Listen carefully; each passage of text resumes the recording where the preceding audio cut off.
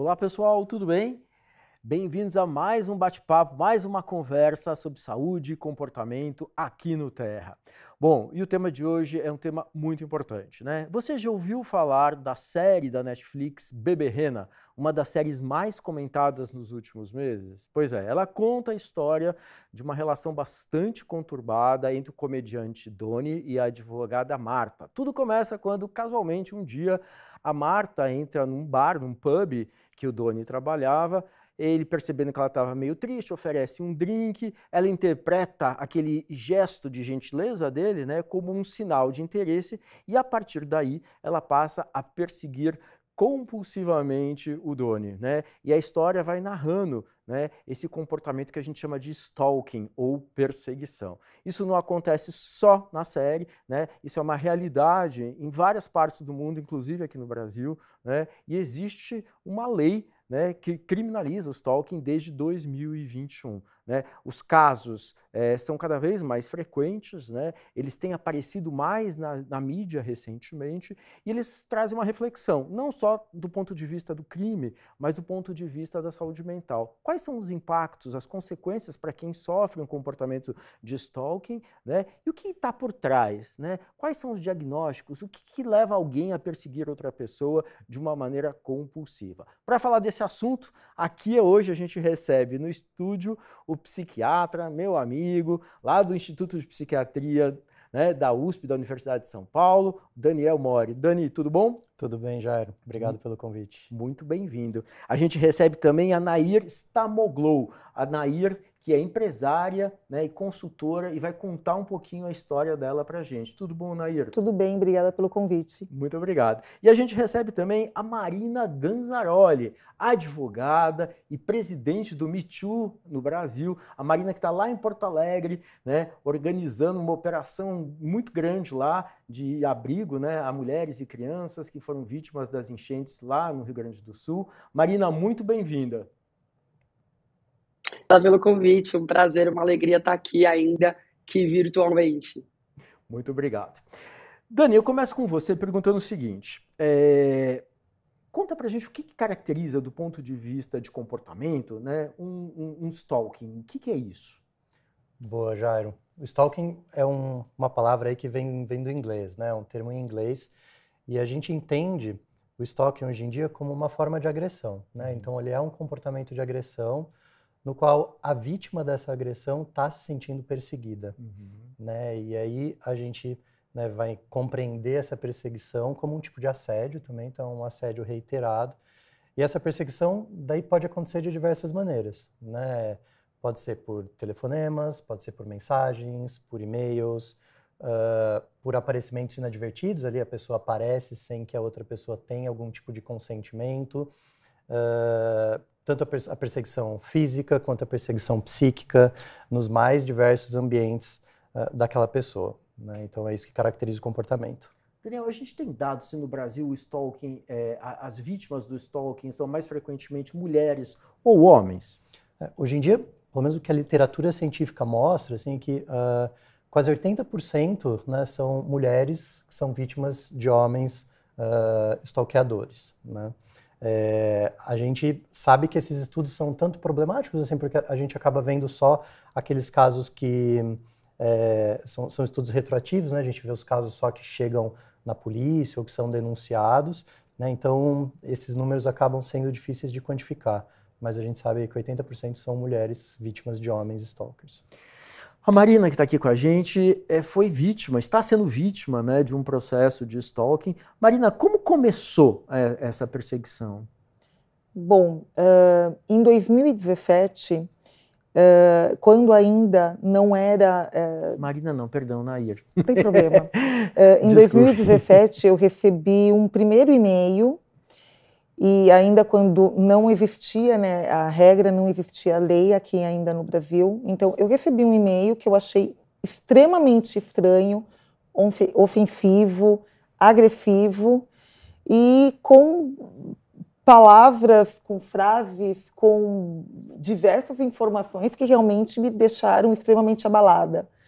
Num primeiro momento, eu reli inúmeras vezes tentando entender o que era aquele e-mail, Eu não residi em São Paulo nessa época, eu estava voltando para São Paulo profissionalmente, né? Estava voltando a trabalhar em São Paulo. E aí eu imprimi aquele e-mail, levei para um delegado, na época conhecido, meu, daqui de São Paulo.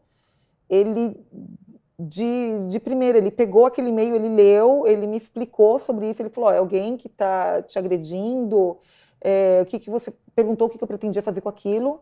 Eu quis fazer um BO, e ele, naquele momento, ele já me falou que no Brasil ainda não tinha regras ou leis que falassem sobre um crime eletrônico, e aquilo aparentemente seria um crime eletrônico, né?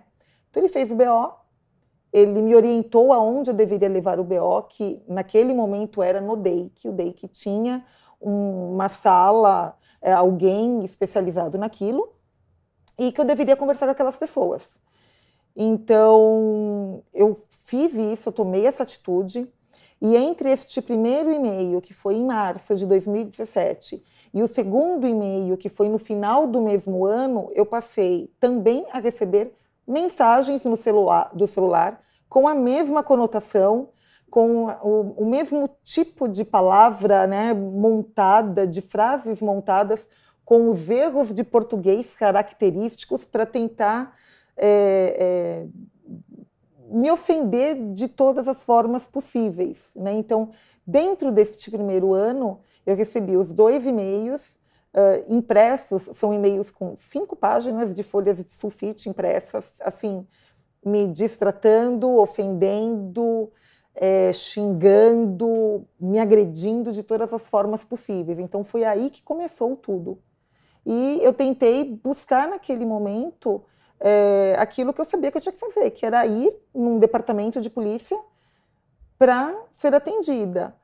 Mas a forma como eu passei a ser atendida dentro de um órgão público, assim, foi diferente daquilo que eu achava que seria. Uhum. Né? Eu não tive ali naquele momento acolhimento, eu não tive, assim, ninguém queria me atender, eu fui diversas vezes até eu conseguir ser atendida, até ter alguém para ouvir, para ler sobre aquilo e poder me dar alguma orientação do que fazer.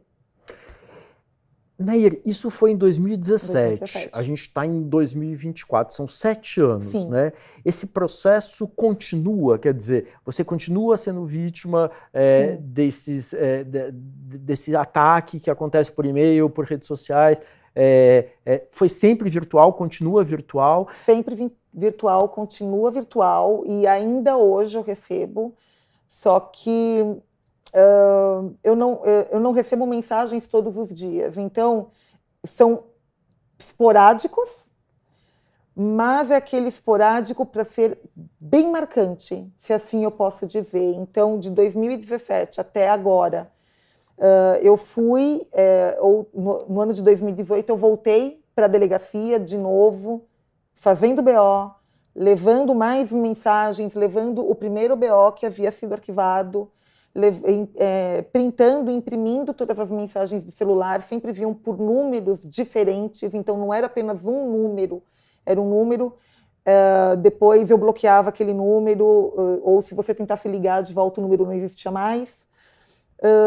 Em 2022, para mim, foi o auge da agressão, foi um e-mail muito forte que eu recebi, eu estava numa reunião comercial com um cliente, quando eu recebi, pipocou o e-mail. A hora que eu li, eu realmente comecei a passar muito mal de nervoso. E de 2022 até agora, eu recebi outros inúmeros e-mails, assim como mensagens no Instagram agora também, mensagens no celular. Passou-se não somente as agressões psicológicas, contra ou a minha pessoa, contra o meu físico, contra o meu trabalho, o serviço voluntário que eu faço. Passou também a afetar amigos, passou a agredir meu filho, passou a agredir também tanto os meus familiares quanto a minha ascendência, meu pai, que já é falecido, os meus avós, que já são falecidos. Então, passou por um outro patamar, e ameaçando a minha integridade física. E oficialmente a gente não sabe, né, quem é o autor ou os autores enfim, desses ataques que você tem sofrido. Não, não foi. Daí eu vou chamar a Marina para conversar e entrar na conversa com a gente. Marina, a gente deu uma conceituada, a Nair contou um pouco a história dela, como a história da Nair, imagino que você lide com essa questão diariamente, né? Conta pra gente, a Marina começou a contar, a Nair começou a contar que em 2017 ela começou a sofrer esses ataques, antes da lei. A gente percebe uma mudança no Brasil, a lei protege mais a vítima do stalking de algum jeito? O que diz a legislação brasileira, Marina? Bom, primeiro dizer que a legislação avançou bastante nesse pouco tempo.